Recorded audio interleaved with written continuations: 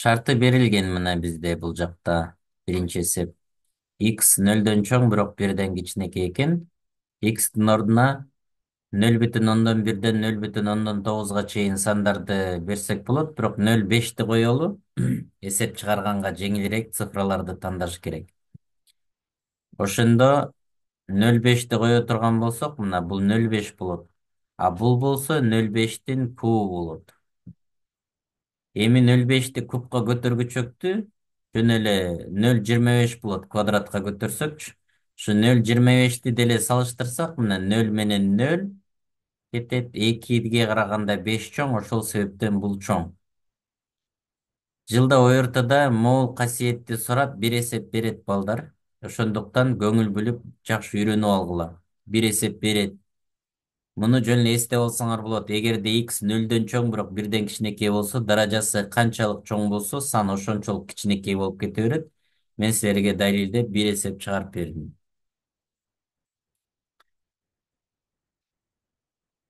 Так, андан кийин м, андан кийин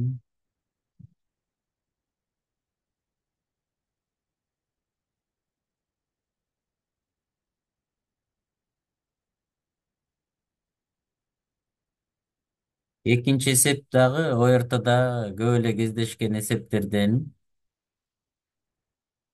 Сан одолаштыгында x n саны n-нчи даражасынын акыркы цифрасын түшүндүрөт дейт. Ошондо x9 берилген, бул жак x11 берилген.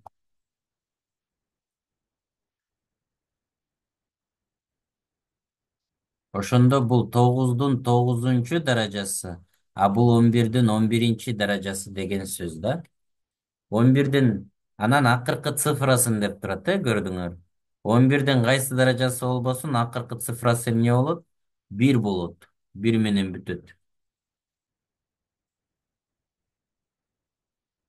А 9'дун 9'унчу даражасы дей турган болсок, көтөрүп көрсөк болот мына. 9'дун квадраты болсо 81 болот. 9'дун кубу канча десек, акыркы цифрасы эле да кайра 81'ди 9'га көбөйтөбүз да, 9 жерде 1 9 болот. Анан 9'дун 4'үнчү даражасы кайра 9 9'га көбөйтүлөт. Бул жагын карабайбыз, 81 болуп 1 менен. Көңүл бурсаңар балдар, жуп даража болсо акыркы саны 1 болот. Так даража болсо 9 менен бүтөт экен. Ошондо биздики 9'дун 9'унчу даражасы акыркы цифрасы эмне болот? 9 менен бүтөт. Ошол себептен А колонкасы чоң болот. Түшүндүңөрбү? Мына, ОРТда ушундай мисалдар келсе, шок болуп калбай, ушинтип иштейсиңер. Бул сабактарды көрүп үйрөнсөңөр, кайталап көрө беришиңер керек көп жолу, анан үйрөнүп аласыңар. Так. Үчүнчү мисал. Үчүнчү мисал, 4а квадраттан а квадратты алсак эмне болот дейт. Ошол анын маңдайында 1 деген бар, коэффициент ал жазылбайт. Ошондо 4адан 1а квадрат алсак эмне болот? 3а квадрат калат. Ошондо жообубуз В болот. Комментарийлерге жазып турсаңар болот балдар. Суроолор. Андан кийин так, 4-үнчү мисалды иштейли. Бул жерде мындай кылабыз. Биринчи кашанын сыртындагы менен ичиндеги даражалар көбөйтүлөт мына. Могу биринчинин өзүн эле жазайын. 4'түн 26-чы даражасы бөлүнгөн 4'түн 4 жерде 2 канча болот? 8 болот. Негиздери бирдей болсо даражалар кемитилет деген касиет бар. Ошондуктан 26'дан 8'ди кемитсек эмне болот? 18 болот, 4'түн 18'инчи даражасы болот. Г жообубуз туура экен.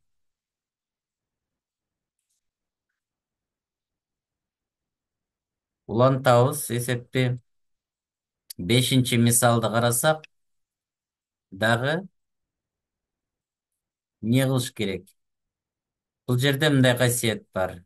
Тамыр астында А болсо, могу жер М, бул жер N болсо, Анын n бөлүнгөн эминчи даражасы деп жазып алсак болот. Ошол касиетти колдонсок, могу жер жазылбаса дайыма 2 болот. Муну туйунтманы каша калсак, мунун даражасы 1. Ошол себептен мына 4 минус 2 там арасында 3'түн 2'ден биринчи даражасы деп В варианты туура болот. Бул дагы даражалардын кадимки эле касиеттери да, буларды билишибиз керек. Көрдүңөрбү, ортодо мына ушундай жөнөкөй эле нерсени сурап коет экен. Аныктамалар барго, ошолорду эле сурайт.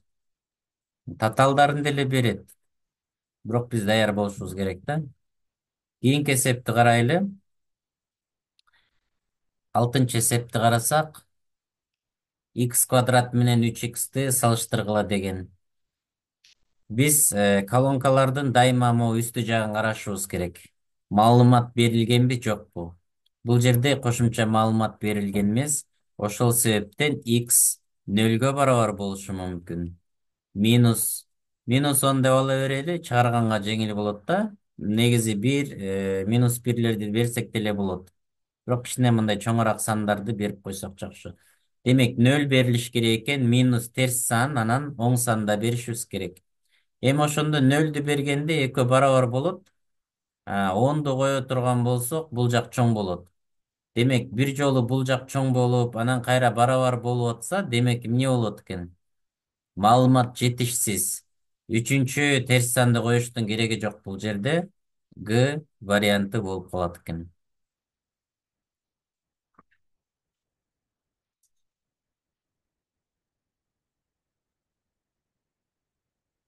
Жетинчи мисалды чыгарабыз. Жетинчи мисалда 5'тин квадраты 25 болот. 25'ке 25'ти кошсок 50 болот. 5'тин нөлүнчү даражасы деген берилген. Анын нөлүнчү даражасы дайыма 1'ге барабар болот деген касиет бар. Дайыма эмне болуш керек? Нөлдөн чоң болуш керек. Башкача айтканда нөлгө барабар эмес болуш керек да, мына. Демек, 5'тин нөлүнчү даражасы 1'ге барабар, ага 50'ни кошсок 51 болот экен. Ошол себептен Б колонкасы чоң болуп калат.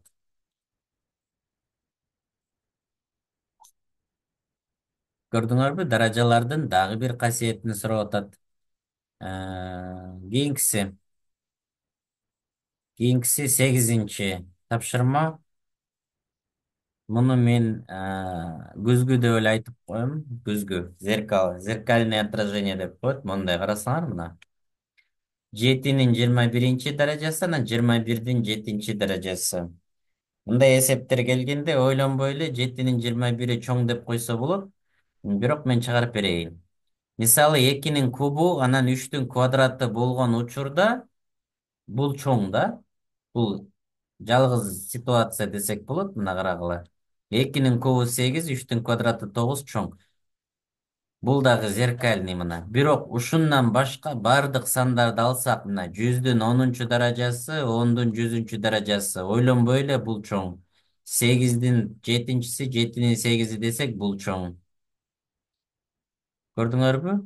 Мисалы мен азыр mo 8'ди чыгарып берсем. Чыгарсак деле болот. Эсте болсоңор убактыңар эконом болот да. Мына 7'nin 21'i болсо, мындайларды салыштырыш үчүн негиздерин бирдей келтирип алышыбыз керек да. Биринчи даражалары кыскартсак кыскартып берсеңер болот мына. 21 менен 7'ни 7'ге кыскартсак, 7'nin бул жер 3 калат, бул жер болсо эмне болот? 1 калат.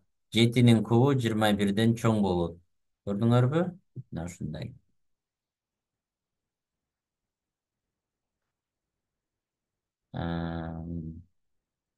Мындан кийин 9'унчу мисал. Эки ыкмасын көрсөтүп берейин. Биринчиси алгебралык ыкма деп коет. Муну квадратка көтөрүп жиберсек болот. Квадратка көтөрүп жиберсек, то есть эки колонканы тең, бир ыкманы бир санга көбөйтүп жиберсеңер болот. Квадратка тамыр чыгарып берсеңер болот. Кыскасы эки колонканы параллель кылсаңар боло берет да. Азыр биз квадратка көтөрдүк, квадраттан кутулуш үчүн. Бул менен тамыр кыскарып бул жерде 15 калат. Бул оң жагы болсо, A плюс B квадрат барабар. Так, азыр. А квадрат плюс 2AB плюс B квадрат деген формула боюнча ачабыз. Ошондо А квадрат болгондо 7 калат. 2,56 плюс 8. 7ге 8ди кошсок канча болот? 15 плюс 2 там арасында 56. 56 каерден чыкты? Мына 2AB деген формула бар. Ошондо мына ошол 2-нин 2 A'быз болсо 7 болчу, Б'быз болсо 8 болчу. 7 жерден 8 56 болуп, там арасында 56 деп жазылды. Бул жерде 15 бар. Бул жерде 15 бар, анан могу куйрук бар. Көрдүңөрбү? Ошол себептен Б колонка чоң. Бул алгебралык ыкма болду. Экинчи вариантты көрсөтүп берейин. Экинчи вариант менен чыгарыш дагы жеңил, бирок кичине дагы билимди талап кылат да. Мисалы мына. м, Могул жер там арасында 16 болсо, кичине чоңураак санды алабыз да, балдар карасаңар. Там арасында 16 болсо 4 чыкмак да. Көрдүңөрбү? Эми бул жерди карайлы. Там арасында мисал үчүн могул 4 болсо, 7ден кичинекейин алып атам мен. 2 чыгат, чынбы? Могул дагы эмне болот? Там арасында 4 болсо, могу 8 дагы. Андан дагы 2 чыкмак. Карасаңар, мен бул жакты чоңойтуп атам, а бул жакты кичирээк сандарды чыгарып атам.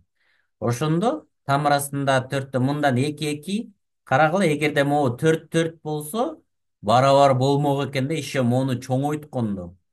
Демек, бул колонка чоң экен. Бул жерде көрдүңөр, логиканы иштетип атабыз. Бирок логиканы иштетиш үчүн дагы тамырдан кичине чыгарган билим керек экен да.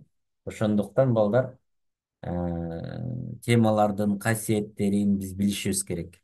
Аларды билбесең логикаң иштебейт. Азыр мен чыгарган мисалда деле көрдүңөр. Бул экинчи варианты. Эми бул эсепти чыгарыштын үчүнчү вариантын көрсөтүп берейин. Үчүнчү варианты мындай болот. Буга дагы билим керек. Мына 9дан канча чыгат? 3 чыгат. Там арасында 8ден болжолу 2 8 чыгат. Могу 3төн 0,2 кемеп туруп отурат да. Мына там арасында 7ден 2 6 чыгат. Там арасында 6дан 2 4. Карасаңар, кандай сонун мыйзам ченемдүүлүк бар. Мына 3 2 8 2 6 2 4. Анда балдар өзүңөр деле айтсаңар болот. 5тен канча чыгат анда ушу мыйзам ченемдүүлүк менен? Ана чатка жазгылачы, бир көрөйүн. Кимдин логикасы иштейт экен мына. Канча чыгат там арасында 5тен? Кандай мыйзам ченемдүүлүктү байкадыңар? Айттым, өзүм деле. 2 чыгат. Туура 2. Актана, Мустафа, Айгүл, Орозгүл, Азаматсыңар. 2. Анда биз ушинтип эле чыгарып койсок болот мына. Могул 7ден демек 2 6 чыкса, 8ден 2 8 чыкса, демек 5,4 болот экен могул жер. Көрдүңөрбү? А бул 16 болгондо 4 чыкмак. Бул жер 5,4. Ошондуктан б колонкасы чоң. Мына мен силерге бул эсепти 3 түрлөп чыгарып бердим, Туздан да коштук, мурчтан дагы, майонезден да кошуп бул эсепти чыгардык. Эсиңерде калат болуш керек. Видеону кайталап көрөсүңөр. Андан кийин бул эсептердин баардыгын азыр мен чыгарып атканымды көрө берсиңер, балдар. Даражалар темасын жакшы түшүнүп аласыңар, көрдүңөрбү? Жана бир касиетти айттым эле, негиздери бирдей болсо, даражалар кошулат көбөйтүүдөчү, мына n плюс m болот. Ошондо мына 2 20 даражасы менен 10 даражасын кошуп койсок, эмне болот? 2-нин 30 даражасы болот дагы, экөө барабар болот экен. Анда 11 тапшырманы жанагы мен айткандай чыгарсаңар болот. Мына квадратка көтөрүп жиберсиңер. 2-нин квадраты 4, 5тин квадраты 25 болот. А бул тамыр менен квадрат кыскарып 10 эле калат. 25'ten канча чыгат? 5 чыгат. 4 жерде 5, 20 болот дагы 10дон чоң болот. Демек, бул А колонкасы чоң экен. Экран жакшы эле көрүнүп атат, балдар? Ой, мен жазып аткандарым көрүнүп атабы мындай? Нормальный эле көрүнүп атабы? Жакшы, жакшы. Анда анда деген 12, 13 тапшырмаларды иштейбиз. Так, бул даражаларды көбөйтөбүз, жана айткандай эле Анын 6-даражасы болот. Бул Анын 15-даражасы болот. Бирок жанагы колонкалардын биз үстүн эмне болот дедик? Үстүндөгү информацияны карайбыз. Бул жерде маалымат берилген эмес. Ошол себептен А 0-гө барабар болушу мүмкүн. А -10го, А 10го, миллиард, миллионго деле барабар да бул. Бирок биз ошол бардыгын коюп отурбай, бир оң сан, бир терс сан, анан нөлдү коет экенбиз. Ошол себептен бул К вариант болуп калат. Себеби терс сандарды койгондо эмне болот? А колонка чоң болуп калат. Нөлдү койсок экөө барабар болот. Оң сандарды койсок бул жак чоң болуп калат. Көрдүңөрбү? 3 вариантта 3 вариант болот экен. Ошол себептен Г деген жоопту тандайт экенбиз. Так. Кийинки 13-тапшырма бул жаңы амалдар деп коет. Өткөндө Инстаграмга да чыгардым, көрдүңөрбү? Бул логиканы дагы иштетиш керек да бул жерден. Бул төрт бурчтукка алып койгон аны. Анан А квадрат плюс А дейт. Б 0дон чоң сан дейт. Демек, оң сан экен.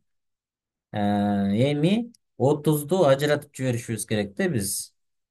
Демек, 30ду эмне деп ажыратсак болот? Ушу сүрөткө окшотушубуз керек да. Демек, b квадрат плюс b кылып ажыратышыбыз керек да муну сүрөткө окшотуп. Ошондо 5-тин квадраты плюс 5 бизге эмнени берет? 30ду берет. Могу жагын ажыратышыбыз керек да. Көрдүңөрбү? Мына бу b болуп атат, b'ны төрт бурчтукка алынып турат, могу жагы эмне болуп атат? Могуга барабар болуш керек да. Мына ошо 5 квадрат плюс 5ке ажырайт. Демек, b'нын өзү канчага барабар экен? 5ке барабар. Демек, б колонкабыз чоң болот. 10 чоң болот. Так. Кийинки тапшырма, 14-тапшырма. 14-тапшырмага дагы биз тамырлардын касиеттерин билишибиз керек. Анан логикабыз иштейт да. Мисалы, экөө тең экен. X канчага барабар деп сурап атат. X 5ке барабар болот, балдар. Эми эмне үчүн экенин айтып берейин. Квадраттык тамыр бул жерге жазылбаган үчүн могу жерде 2 бар. Ошон үчүн бул квадраттык тамыр деп аталат. Ичинде эч качан терс сан болушу мүмкүн эмес. Эмне үчүн? Себеби бул жака мисалы 5тен чоңураак сан койсок, x 6га барабар болсо, анда экөө барабар болбой калат. Себеби бул тамырдын ичи терс сан болуп калат да. Себеби санды квадратка көтөргөндө терс сан эч качан чыкпайт. Ошол себептен терс сан болушу мүмкүн эмес экен. Демек, экөө барабар болуш үчүн x 5ке гана барабар болот экен да. 5ке барабар. Эгерде x-тен кичинекей сан болсо, бул жак терс болуп калып атат. 5тен чоң санын 6-ны алсак, бул жак терс болуп калып атат. Көрдүңөрбү? Ошол себептен x строго 5ке барабар. 5тен 5ти алсак 0 болот. Бул жер 0, 0дөн 0 чыгат дагы. Демек, x канчага барабар экен? 5ке. Б колонкабыз чоң болот.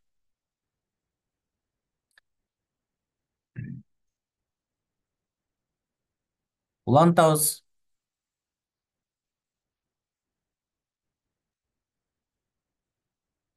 Кийинки эсепти карагыла.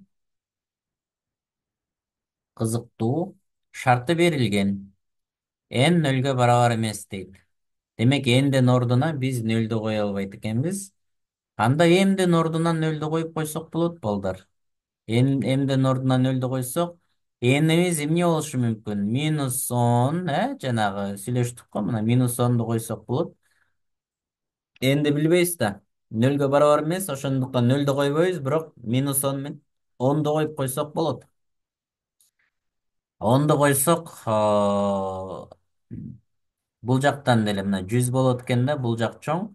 Терс санды койсок деле, терс санды квадратка көтөргөндө оң санга айланат дагы, баары бир оң сан дайыма эмне болот? Нөлдөн чоң болот. Ошол себептен мына биз эки учурда тең А колонкабыз чоң болду. Демек, жоопко Аны белгилеп коет экенбиз. Кийинки эсебибизди карайлы. Кийинки эсебибиз жанагыдай эле мисал болуп калды. Биз квадратка көтөрүү жолу менен эле иштеп койсок болот. Бул кичине техника экен, көрдүңөрбү? Формуланы билип, анан шуулдатып, ойлонбой чыгарганды билишибиз керек. 2-нин квадраты 4, 6-нын квадраты 36, 36тан 6 чыгат дагы 24 болот экен. Бул жакты формула боюнча 7 2АБ болгондо 35 плюс 5 болот. 7ге 5ти кошсок канча болот? 12 болот. 12 плюс 2 тамырасында 35 болот. Эми балдар карагыла, бул жер 24 чыкты. Бул жерде эми логикага салабыз. Эгерде могул 35 эмес 36 болгондо, андан 6 чыкмак. 6-ны 2ге көбөйтүп 12 болуп, анан араң. Могу жерде чоң сан кылганда дагы эмне болуп атат? Ошондо араң экөө барабар болот экен. Демек, бул 24кө жетпеген сан чыгат экен бул жерде. Ошо себептен А колонкасы чоң болот экен. Түшүнүктүү болуп атабы? Комментарийге жазып тургула. О, агай, сонун мощный деп турсаңар, мен кичине дагы энергиядан алып жакшы чыгарып берем да. Же болбосо өзүм менен өзүм сүйлөшүп эле иштеп аткандай ощущение болуп атат да. Сонун агай дейт Латифа. Рахмат, рахмат. Айзада. Так, ошентип демден берип тургула, мен силерге иштеп бере берем. Так, анда улантабыз. Ортодо дагы кезиккен кийинки мисал. Өзүңөр мына балдар фишкалар деп деген сөздү жакшы көрөсүңөр. Мына канча фишка көрсөтүп атам. Өзүңөр конспектилеп чогултуп группага бөлүшсөңөр болот. Мына биринчи фишка, экинчи фишка. Мен 37 фишка деп койгом, бул жөн эле условный эле. Эми 37ден цифра келген үчүн эле ошентип айттым да. А так фишкалар өтө көп. Примерно 100дөн ашышы мүмкүн. Келгиле чогуу санайбыз, канча фишка бар экен. Могу шарт берилген. Демек, буга 1, буга 2-ни коюп койсок болот. Дайыма жөнөкөй эле цифраларды койгула. 7, 8 дегендерди койсоң кыйналып кетесиң. Мисалы, үстү 7, асты 8 болсо деле болот. Бирок дайыма жөнөкөй. Демек, Q ордун алмаштырып коюптур. 2 экен, бул жер 1. 2-ни 1ге бөлсөң 2 болот. Демек, А колонка чоң. Андан кийин 18-нчи мисал. 18-нчи мисал. 3-түн 4-түнчү, 3-түн 5-и негиздери бирдей болсо даражалар кошулат дейт. 3-түн 9-у болот. 3 квадрат 3-түн 7-нчи даражасы. 9дан 2-ни бөлүүдө эмне кылып коебуз? Кемитебиз. Көрдүңөр, көбөйтүүдө даражалар кошулат, бөлүүдө болсо кемитилет экен. 3-түн 7-нчи даражасы болот экен. Так, улантабыз. 19-нчу мисал төмөндөгү сандарды өсүү тартибинде жазгыла дейт. Кайра эле даражалар, тамырлардын касиеттерин билүү текшерилет экен. Эми 15 эмне болот? 4төн кичинекей, себеби 16 болгондо 4 чыкмак, чынбы? Анда 3-тү тамырдын ичине киргизип коебуз. Тамырдын ичине киргизгенде квадратка көтөрүп киргизишибиз керек. 9 болуп кирет. Ошондо тамыр астында 18 болот. Ошондо 15тен 4 чоң, 4төн 3 тамыр астында 2 чоң болот экен. Демек, А жообуз эмне экен? Өсүү тартибинде жайгашыптыр. бизге мындай повезло деп коет да, аны текшерсек эле логиканын мыйзамы боюнча бир жооп туура болсо калган үчөө туура эмес. Себеби о ортодо бир эле жооп туура деп айтылат. Ошол себептен Б, В, Г варианттарды текшербейт экенбиз. Түшүндүңөрбү? Логиканын үчүнчүсү жок деген үчүнчү мыйзамы боюнча. Так, андан кийин 19 бүттү. 20 мисал. 20 мисалды карайбыз. Эгерде дейт а квадрат б сынын 9 даражасы 7-nin кубу болсо, а сынын 8 даражасы 7 9 болсо дейт анда а б с канчага барабар дейт. Негиздери бирдей болсо дейт.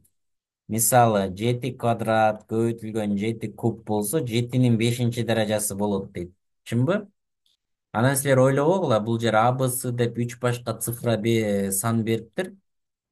Ошон үчүн үчөө үч башка сан деп жок.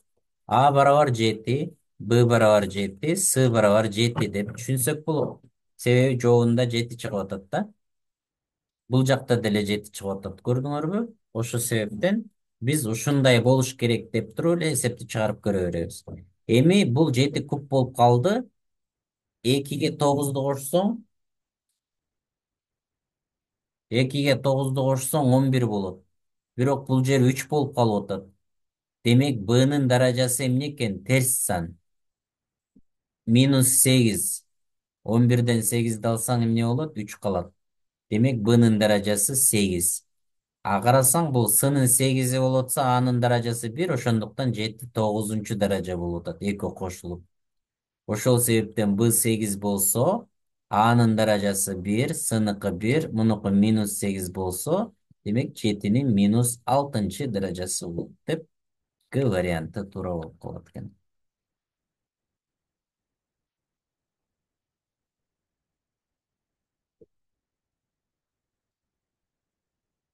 Так, андан кийин 21-чи эсеп. Ким менен үлгүрүп атат мына? Ким ушинтип чогуу параллель чыгарып кетип атат? Барбы ошондой окуучулар? Же жөн эле көрүп отурасыңарбы? Мен эсеп чыгарып атканда дагы силер жанталашып чыгарышыңар керек дагы. Тандаганга аракет кылышыңар керек. Жетишпей калдым. Анан видео сабакты кайра кайталап көрө беришиңер керек балдар, макулбу? Эсепти кайра кайталап көрүп, классташтарыңарга барып үйрөтүп, ушундай деңгээлге жетиш үчүн видеолорду көп жолу кайталап көргүлө, макулбу? Эми f от x барабар тамыр астында x дейт. Ошондо могу 2-nin 8-даражасын эле x-тин ордуна коюп коесуңар. Ошондо могу жерде 2 болот дедим, э? Ошондо 8 бөлүнгөн 2 болот да, 2-nin 4-даражасы бул 16 болот. А колонка. Чоң. Андан кийин квадрат дейт. 5-тин квадраты 25. 2-nin квадраты 4 бөлүнгөн 25 болот. 25. Ошондо могу экөө кыскарат да, тамыр астында 4-төн 2 чыгат. Жооз В болот.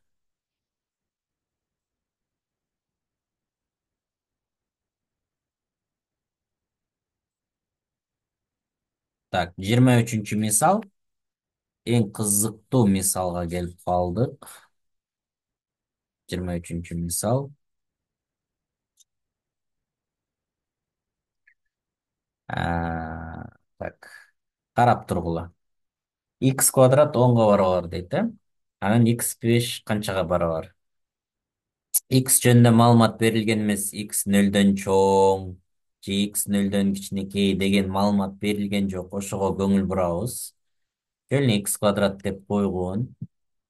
Ошол себептен биз могу жерден x'ти тапсак, x квадрат 10, муну тамыр чыгарып жиберебиз экөөнүн. Бул экөө кыскарат да x калат. Бул плюс минус 10 болот да. Ошондо же терс болуп калышы мүмкүн, же оң. Мисалы үчүн x терс болуп калса, Анда 5 чоң болуп калат. X оң болуп калса, бул жак чоң болуп калат да. Ошол себептен биз G деп Г вариантын тандашыбыз керек.